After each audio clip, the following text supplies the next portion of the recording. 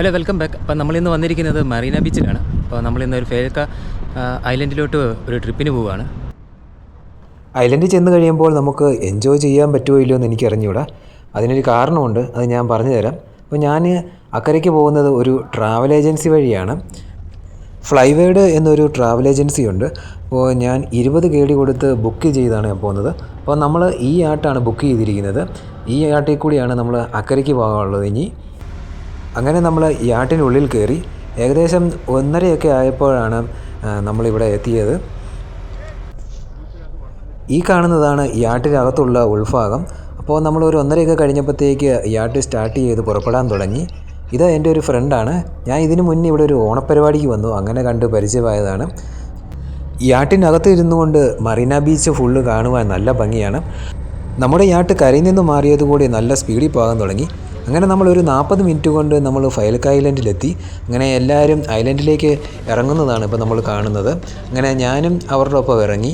എനിക്ക് ഇവിടെ നിന്ന് 2 കൂട്ടുകാരെ കിട്ടിയിട്ടുണ്ട്. ഞാനിവിടെ ഐലൻഡ് കാണാൻ വേണ്ടി ഒറ്റയ്ക്കാണ് വന്നത്. എപ്പോഴും ഇങ്ങനെ ഒറ്റയ്ക്ക് പോകുമ്പോൾ ആരെങ്കിലുമൊക്കെ എനിക്ക് കൂട്ട് കിട്ടാറുണ്ട്. ഇവരാണ് ആ 2 പേര്. ഇവരൊരു ചെറിയ വ്ളോഗേഴ്സാണ്. അപ്പം ഞാനും അവരോടൊപ്പം കൂടി അങ്ങനെ നമ്മൾ ഐലൻഡിലേക്കുള്ള കാഴ്ചകൾ കാണാൻ പോവുകയാണ്. ഈ കാണുന്നതൊക്കെ ഓരോ റെസ്റ്റോറൻറ്റുകളാണ്. ഇതൊരു റെസ്റ്റോറൻ്റാണ്.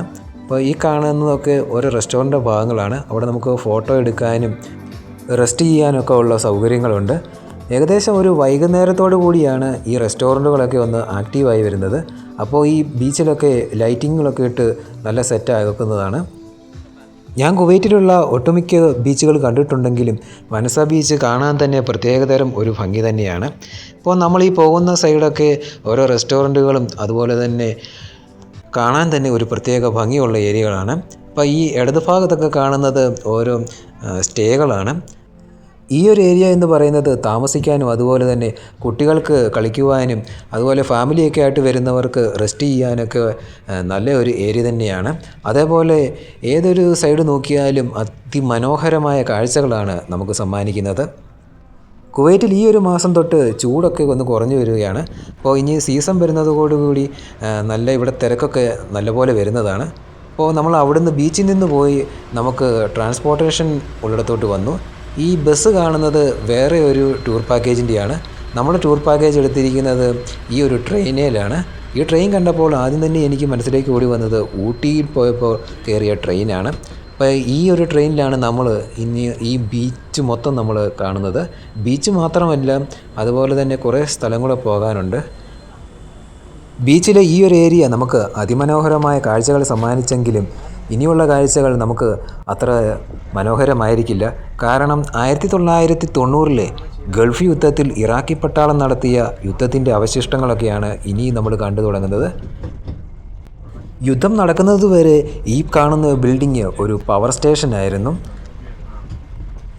ഇനി കുറച്ച് നേരം കാണുന്നത് മൊത്തം ഇതേപോലെയുള്ള യുദ്ധത്തിൻ്റെ സ്മാരകങ്ങളാണ്. അപ്പോൾ നമ്മളിപ്പോൾ കണ്ടത് നമ്മുടെ പോലെ തന്നെ ഒരു ചെറിയ ട്രെയിനാണ്. അത് വേറെ ഒരു പാക്കേജുകാരാണ്. നമ്മളിപ്പോൾ കണ്ടുകൊണ്ടിരിക്കുന്നത് മൊത്തം ഒരു ബീച്ച് സൈഡ് ഏരിയയാണ്. അവിടെ താമസിച്ചിരുന്ന വീടുകളും അതേപോലെ തന്നെ ഓരോ ഷോപ്പുകളൊക്കെയാണ് നമ്മളിപ്പോൾ കണ്ടുകൊണ്ടിരിക്കുന്നത്. ഇതൊരു ചെറിയ പട്ടണം തന്നെയായിരുന്നു. ഇപ്പോൾ കാണുന്നത് ഈ ഒരു പ്രദേശത്തുള്ള ഒരു പള്ളിയാണ്. ഇപ്പോൾ ഇത് ഇടയ്ക്ക് പ്രവർത്തിക്കാറുണ്ടെന്നാണ് അറിയാൻ സാധിച്ചത്. അതായത് ഒഴിവു ദിവസങ്ങളിലൊക്കെ വന്ന് ഇവിടെ ഓരോരുത്തർ താമസിക്കാറൊക്കെ ഉണ്ടെന്നാണ് ഞാൻ പറഞ്ഞു കേട്ടത്. അങ്ങനെ നമ്മൾ നമ്മുടെ ട്രെയിൻ യാത്ര ചെയ്തെത്തിയിരിക്കുന്നത് ഒരു പ്രധാന സ്പോട്ടിൽ തന്നെയാണ്. ഇവിടെയാണ് യുദ്ധത്തിന് ഉപയോഗിച്ചിരുന്ന പീരങ്കികളും അതുപോലെ തന്നെ ടാങ്കറുകളൊക്കെ സൂക്ഷിച്ചിരിക്കുന്നത്.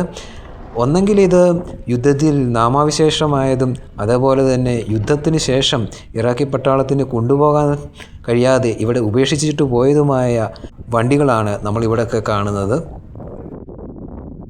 കുവൈറ്റിനെ ആക്രമിക്കാനെത്തിയ ഇറാഖി പട്ടാളം ആദ്യം തന്നെ പിടിച്ചടക്കിയത് ഈ ഒരു ദ്വീപാണ്. അപ്പോൾ ഇതെന്തിനോ യുദ്ധത്തിന് ഉപയോഗിച്ചിരുന്ന ഒരു വലിയൊരു ലോറിയാണ്. എന്തിനാണ് ഉപയോഗിച്ചതെന്നൊന്നും എനിക്ക് മനസ്സിലായില്ല.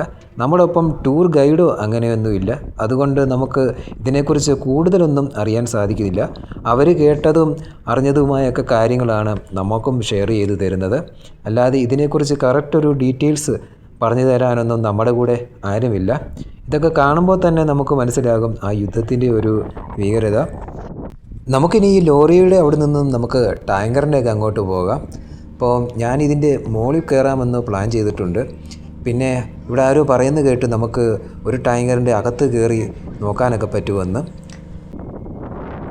അതിനാൽ തന്നെ ഞാൻ ഈ ഒരു ടാങ്കറിൻ്റെ അകത്ത് ഇറങ്ങി നോക്കാനാണ് പോകുന്നത്.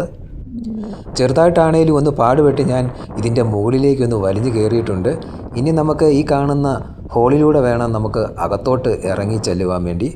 മൊത്തം തുരുമ്പാണ്, അതുകൊണ്ട് തന്നെ ദേഹം മുറിഞ്ഞാൽ തന്നെ സെഫ്റ്റിക്കാവും. അതുകൊണ്ട് തന്നെ നോക്കി വേണം നമുക്ക് ഇതിൻ്റെ ഉള്ളിലേക്ക് ഇറങ്ങുവാൻ വേണ്ടി. അങ്ങനെ ചെറുതായിട്ടൊന്ന് പാടുപെട്ടാണേലും ഞാൻ ഇതിൻ്റെ അകത്തേക്ക് നിന്ന് ചെന്നു. ഇറങ്ങിയപ്പോഴാണ് ഇറങ്ങിയത് നന്നായി എന്ന് മനസ്സിലായത്. കാരണം ഇതിനുള്ളിലെ കാഴ്ചകൾ അതിമനോഹരമാണ്. അതിമനോഹരം എന്നൊന്നും പറയാൻ പറ്റത്തില്ല, കാരണം ഇതൊരു യുദ്ധത്തിന് ഉപയോഗിച്ച ഒരു മെഷീൻ ആയതുകൊണ്ട് തന്നെ. എന്നാലും ഇത് ആദ്യമായിട്ട് കാണുന്നത് കൊണ്ട് തന്നെ അതിൻ്റെ ഒരു ക്യൂരിയോസിറ്റി എനിക്ക് ഉണ്ട്. അതുകൊണ്ട് ഞാൻ ആ കാണുന്ന ലെൻസിൽ കൂടെ ഒക്കെ നോക്കി. എന്നാൽ ലെൻസൊന്നും ഇപ്പോൾ വർക്കാകുന്നതല്ല, കാരണം പൊടിയൊക്കെ പിടിച്ച് അതൊക്കെ മൊത്തം നാശമായി കിടക്കുകയാണ്. പിന്നെ അവിടുന്ന് ഞാൻ ഇറങ്ങി വേറൊരു ലോറി കണ്ടു. ഇതൊക്കെ വെള്ളം അതുപോലെ തന്നെ യുദ്ധസാധനങ്ങളൊക്കെ കൊണ്ടുവന്നിരുന്ന മെഷീനുകളൊക്കെയാണ്. അവിടെ നിന്ന് നമ്മളിപ്പോൾ വന്നിരിക്കുന്നത് ഒരു ഒട്ടക ഫാമിലേക്കാണ്. അപ്പോൾ അവിടെ നിന്ന് കുറച്ച് ദൂരം മാത്രമേ ഉള്ളൂ ഈ ഫാമിലേക്ക്. അങ്ങനെ ഈ ഒട്ടകത്തിനെയൊക്കെ ഒന്ന് തൊട്ട് നോക്കി. ഞാൻ ആദ്യമായിട്ടാണ് ഒരു ഒട്ടകത്തിൻ്റെ അടുത്ത് വരുന്നത്. ആദ്യം ഒന്ന് മടിച്ച് നിന്നെങ്കിലും പിന്നെ അതിൻ്റെ അടുത്തേക്കൊക്കെ പോയി. എപ്പോഴും ഇവിടെ ആൾ വരുന്നത് കൊണ്ട് തന്നെ ഇതിനൊക്കെ നല്ല ഇണക്കമുണ്ട്. അങ്ങനെ ഞാൻ ഒരു ഒട്ടകത്തിനെ, അതായത് ഡാൻസിങ് ഒട്ടകത്തിനെ കണ്ടു. അവിടെ നിന്ന് നമ്മളിപ്പോൾ വന്നിരിക്കുന്നത് കുവൈറ്റിലെ നാഷണൽ ബാങ്കിലേക്കാണ്. ഇതായിരുന്നു ഇവിടുത്തെ നാഷണൽ ബാങ്ക്. അവരാദ്യം യുദ്ധത്തിന് ഇറങ്ങിയപ്പോൾ തന്നെ ഇതാണ് പിടിച്ചടക്കിയത്. ഈ ഒരു ബാങ്ക് മൊത്തം കാണുന്നത് ബുള്ളറ്റിൻ്റെ പാടുകളാണ്. ഈ ഒരു ബാങ്ക് ആണേലും ഇതിൻ്റെ ചുറ്റുവട്ടത്തുള്ള ഈ ഒരു ദ്വീപിലെ തന്നെ വീടുകൾ മൊത്തം നോക്കിയാൽ തന്നെ നമുക്ക് ഇതുപോലുള്ള ബുള്ളറ്റിൻ്റെ പാടുകൾ നമുക്ക് കാണുവാൻ സാധിക്കുന്നതാണ്. അത് കാണുമ്പോൾ തന്നെ നമുക്ക് ചെറിയൊരു പേടി വരും. അങ്ങനെ മെയിൻ എൻട്രൻസ് കടന്ന് നമ്മൾ ബാങ്കിൻ്റെ അകത്തേക്ക് കടന്നു. ഇതിൻ്റെ ഒരു സൈഡിൽ ലോക്കറൊക്കെ ഇപ്പോഴും നമുക്ക് കാണുവാൻ സാധിക്കും. ആദ്യം തന്നെ നമ്മൾ പോകുന്നത് ഇതിൻ്റെ ഫസ്റ്റ് ഫ്ലോറിലോട്ടാണ്. അങ്ങനെ മുകളിലേക്ക് ഞാൻ കയറി. അപ്പം ഈ ഒരു കാണുന്നതാണ് ഇതിൻ്റെ മുകളിൽ നിന്നുള്ള ഒരു വ്യൂ. ഇപ്പം നമ്മൾ വന്നിരിക്കുന്നത് ഈ ബാങ്കിൻ്റെ ലോക്കറാണ്. അവർ ഈ ലോക്കർ പൊളിച്ചിട്ടാണ് ഇതിലുള്ള പണവും സ്വർണവും അതുപോലുള്ള സാധനങ്ങളൊക്കെ ഇവരിവിടുന്ന് കൊള്ളയടിച്ച് കൊണ്ടുപോയി. അവിടുന്ന് നമ്മൾ വന്നിരിക്കുന്നത് കുറച്ച് ദൂരെയുള്ള ഒരു മ്യൂസിയത്തിലേക്കാണ്. ഇപ്പോൾ ഒരു ഈവനിങ് സമയമായതുകൊണ്ട് തന്നെ നല്ല വ്യൂ ആണ് ഇവിടെയൊക്കെ കാണാൻ സാധിക്കുന്നത്. അങ്ങനെ ഇപ്പോൾ നമ്മൾ ഈ കാണുന്നത് 4000 വർഷങ്ങൾക്ക് മുമ്പുള്ള ഒരു സിവിലൈസേഷൻ്റെ ഭാഗമാണ്. ആർക്കിയോളജിക്കൽ ഡിപ്പാർട്ട്മെൻറ്റ് കണ്ടെത്തിയ ഒരു സ്ഥലമാണിത്. അതിപ്പോഴും കുഴപ്പങ്ങളൊന്നുമില്ലാതെ ഇപ്പോഴും പരിപാലിച്ചു പോരുകയാണ്. ഇപ്പം ഈ കാണുന്നത് ഒരു മ്യൂസിയമാണ്. അങ്ങനെ ആ മ്യൂസിയത്തിൻ്റെ അകത്തേക്ക് കയറി. ഈ അകത്തുള്ള സാധനങ്ങളും അവർ കൊള്ളയടിച്ചു എന്നാണ് ഇവിടെ നിന്ന് നമുക്ക് അറിയാൻ സാധിച്ചത്. ആ ഫോട്ടോയിലൊക്കെ കാണുന്നത് പഴയ പാത്രങ്ങളും അതുപോലുള്ള നാണയങ്ങൾ, വജ്രങ്ങൾ, അതേപോലെയുള്ള സാധനങ്ങളുടെ ഫോട്ടോകളാണ് ഇവിടെ കാണുന്നത്. അതെല്ലാം തന്നെ ഒന്ന് പെട്ടെന്ന് കണ്ട് ഇറങ്ങി. ഇപ്പോൾ ഒരു ഈവനിങ് സമയമായതുകൊണ്ട് തന്നെ സൂര്യാസ്തമയം നമുക്ക് ഇവിടെ നിന്ന് കാണുവാൻ സാധിക്കുന്നതാണ്. ആ ഒരു സൈഡ് മൊത്തം ബീച്ച് സൈഡാണ്. അപ്പോൾ നമുക്ക് ഇതിൻ്റെ ഒരു മേൽഭാഗമുണ്ട്, അങ്ങോട്ടും കൂടെ പോയി നോക്കാം. ഈ സ്റ്റെപ്പ് കയറി വേണം അങ്ങോട്ട് പോകുവാൻ വേണ്ടി. അങ്ങോട്ടൊന്നും നമുക്ക് ഇറങ്ങാൻ സാധിക്കുന്നതല്ല, കാരണം ലോക്ക് ചെയ്തിട്ടിരിക്കുകയാണ്. അങ്ങനെ നമ്മൾ ഇതിൻ്റെ മുകളിൽ വന്നെങ്കിലും അവിടെയും ലോക്ക് ചെയ്തിട്ടിരിക്കുന്നതാണ് കാണുവാൻ സാധിക്കുന്നത്. അവിടെ നിന്നും നമ്മൾ വേറൊരു ഡെസ്റ്റിനേഷനിലേക്ക് പോകുന്നു. ഇവിടെ മൊത്തം കുട്ടികൾക്ക് വേണ്ടിയുള്ള പാർക്കും അതുപോലെ തന്നെ ഫാമിലിയായിട്ട് വരുന്നവർക്ക് ഇരുന്ന് റെസ്റ്റ് ചെയ്യുവാനുള്ള സൗകര്യവും റെസ്റ്റോറൻറ്റുകളും അതുപോലെ തന്നെ നമ്മുടെ ടൂർ പാക്കേജിലുള്ള ഓരോ ആക്ടിവിറ്റീസൊക്കെ ഇവിടെ വെച്ചാണ് നടക്കുന്നത്.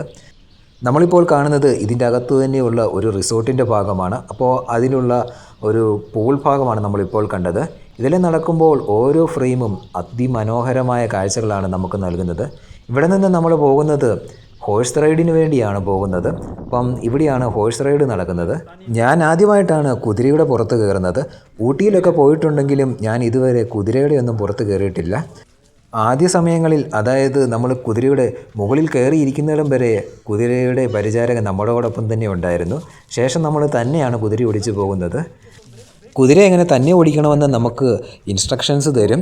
അതായത് നമ്മുടെ കയ്യിലിരിക്കുന്ന റോപ്പ് പോലുള്ള സാധനം അതിൻ്റെ ബ്രേക്ക് ആണെന്നും അതുപോലെ തന്നെ നമ്മൾ 2 കാല് വെച്ച് ചവിട്ടി പിടിച്ചിട്ടുണ്ട് 2 സൈഡിലും.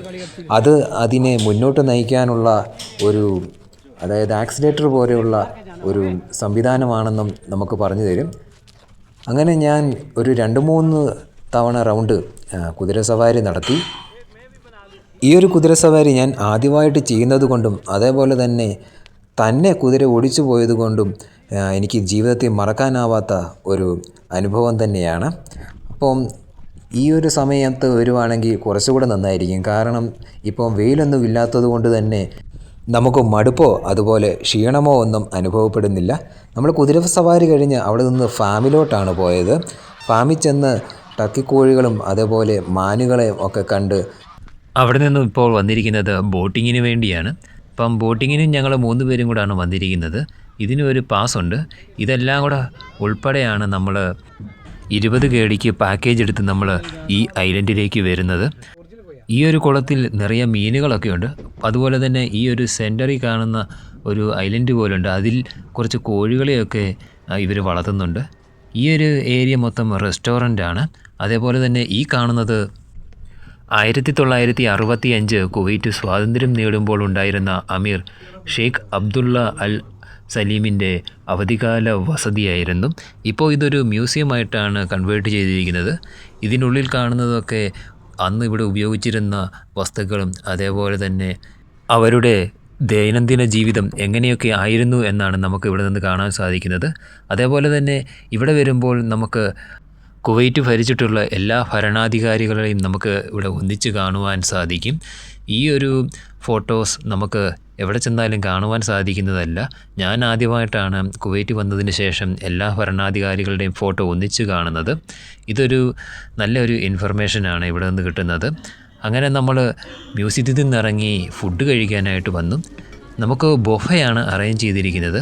ആദ്യം തന്നെ സാലഡിൽ തന്നെ തുടങ്ങി.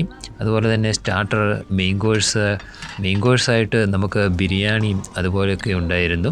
ഇവിടെ പല രാജ്യത്തു നിന്ന് വന്നവർ നമ്മുടെ കൂടെ ഉള്ളത് കൊണ്ട് തന്നെ എല്ലാവർക്കും കഴിക്കുവാൻ പറ്റുന്ന രീതിയിലുള്ള ഫുഡാണ് ഉണ്ടാക്കിയിരിക്കുന്നത്. നൂഡിൽസ് ഉണ്ടായിരുന്നു, അതേപോലെ തന്നെ ഫ്രഞ്ച് ഫ്രൈസ്, ബിരിയാണിയൊക്കെ ആണെങ്കിൽ തന്നെ സ്പൈസി അല്ലായിരുന്നു. എല്ലാവർക്കും, അതായത് എല്ലാ നാടുകാർക്കും കഴിക്കാൻ പറ്റുന്ന രീതിയിൽ, വലിയ സ്പൈസ് ഒന്നും ഇഷ്ടമല്ലാത്തവർക്കും കഴിക്കാവുന്ന രീതിയിലാണ് ഫുഡൊക്കെ അറേഞ്ച് ചെയ്തിരുന്നത്. എനിക്ക് ഫുഡൊക്കെ വളരെയധികം ഇഷ്ടപ്പെട്ടു. കുവൈറ്റ് വന്നതിന് ശേഷം വെളിയിൽ നിന്ന് കഴിക്കുന്നതിൽ ഏറ്റവും കൂടുതൽ ഇഷ്ടപ്പെട്ട ഫുഡ് ഇവിടെ നിന്ന് കഴിച്ചതാണ് എനിക്കിഷ്ടപ്പെട്ടത്. ശേഷം അവിടെ നിന്ന് നമ്മൾ ബീച്ചിലേക്ക് വന്നു. ഇതാണ് രാത്രികാല കാഴ്ചകൾ. അതിമനോഹരമാണ്. ലൈറ്റിങ്ങുകളൊക്കെ ഇട്ട് കഴിയുമ്പോൾ ഈ ബീച്ച് കാണുവാൻ തന്നെ. നമുക്ക് തിരിച്ചു പോകുന്നത് 10 മണിക്കാണ്. 10 മണിക്ക് ശേഷം ഇവിടെ നിന്ന് ഒരു ബോട്ട് സർവീസ് ഉണ്ടായിരിക്കുന്നതല്ല. നമ്മുടെ യാട്ട് ആണ് ആ കാണുന്നത്. നമ്മൾ ആ യാട്ടിലാണ് നമ്മൾ ഇവിടെ വന്നത്. ഈ ഒരു സ്ഥലത്താണ് നമ്മൾ വന്നപ്പോൾ വന്നിറങ്ങിയത്. അങ്ങനെ നമ്മൾ തിരിച്ചു പോകുവാൻ സമയമായി. നമ്മളങ്ങനെ നമ്മുടെ ബോട്ടിലേക്ക് കയറി. വളരെ പെട്ടെന്ന് തന്നെ നമ്മൾ തിരിച്ച് എത്തുമെന്നാണ് പറഞ്ഞത്. ഏകദേശം ഒരു അരമണിക്കൂർ മാത്രമേ എടുത്തുള്ളൂ നമ്മൾ തിരിച്ച് കുവൈറ്റ് സിറ്റിയിലെത്തുവാൻ. ഇപ്പോൾ എൻ്റെ കൂടെയുള്ളത് ഷൈൻ എന്നൊരു ചേട്ടനാണ്. ചേട്ടൻ എന്നെ തിരിച്ച് എൻ്റെ അക്കോമഡേഷനിൽ കൊണ്ടേ ആക്കാമെന്ന് പറഞ്ഞു.